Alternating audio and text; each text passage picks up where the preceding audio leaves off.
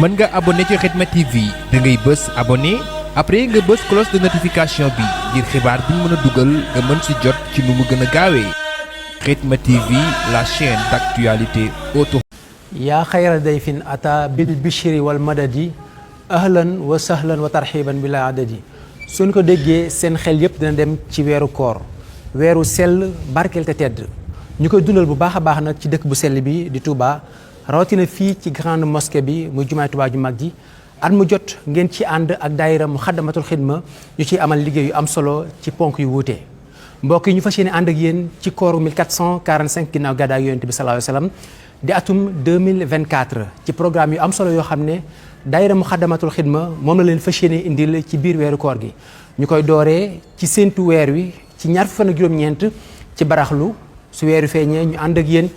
ci naafila gu njëkk ci jumaay Tuubaa ji ni ñu ko baaxoo di amalee at mu jot ñu ci ànd ak imam Serigne Fallou Mbacké ci teewaayu mbooleem jullit yi mbokk yi noonu la ñuy wéyee ànd ak yéen fii ci grande mosquée bu Touba ci njàngum fajar gi nga xamante ni dañ ci ànd ak at mu jot Serigne Ibrahima Gueye ak Serigne Abdou Lahad Touré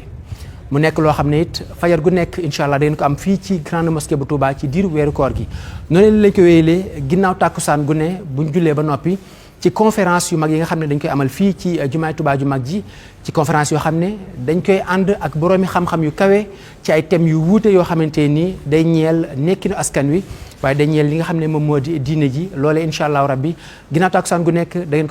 daan nañ ko amal fii ci jumaay Touba ju mag ji ci teewaayu mboolem ñi nga xam ne bëgg nañ ko assister. dañuy jublu ci li nga xam ne moom moo di ndogu yi xam ngeen ni at mu jot daayira Muxaddamatul Xidma ak mboolem partenaires yi nga xam ne ñoom lay àndal liggéey bi dañuy jël ay millions yu takku lool di ko def ci ay ndogu di ko def ci yokku jumaa ji waajal ko ba mucc ayib ngir mboolem jullit yi nga xamante ni waxtuy ndogu da leen fekk ci jumaa ji wala lu ko jege ñu mën fee ndogoo ci ndogu wu mucc ayib loolu incha allah daañu ci ànd ak yéen waaye noonu it la ñuy àndee ak yéen li nga xam ne moom moo jëm ci mboolem activités yi weeru koor gi moo xam ay réaction lay doon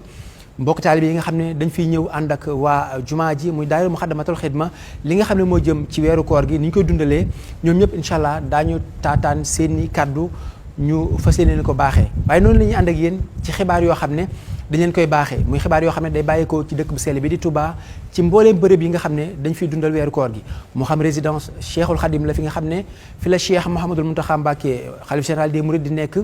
ndogu Baye Fall yi ba ci mbooleem loo xam ne ni day bàyyeekoo ci dëkk bu sell bi di Touba kon mbokk yi lii la daayira Muxaddamatul Xidma bi nga xam ne moo nekk fii ci grande mosquée bu Touba indil leen ci weeru kooru 1445 ginnaaw gàddaay gi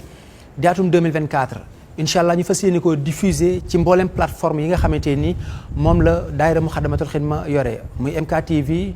muy GMT TV waaye ànd kook mboolem partenaires yi nga xam ne at mu jot dañuy diffuser en direct mboolem waxtaan yi moo xam chaîne de télévision yi la moo xam site internet yi la ak képp koo xamante ni rajo nga yore bëgg a diffuser li nga xam ne moom moo di waxtaan yooyu wala mboolem activités yi nga xam ne dañ ko amal fii ci grande mosquée bu Touba. ñaanalaat Cheikh Mouhamadul Mountakha Mbacké xalif général des Mourides mu gën fee yàgg loolu te gën a wér ñaanal leen kooru jàmm ak koor gu ñu nangu wasalaamualeykum wa rahmatulahi taala wa barakaatuhu. mën nga abonné ci Khidma TV da ngay bës abonné après nga bës cloche de notification bi ngir xibaar bi mën a dugal nga mën si jot ci nu mu gën a gaawee Khidma TV, la chaîne d'actualité auto.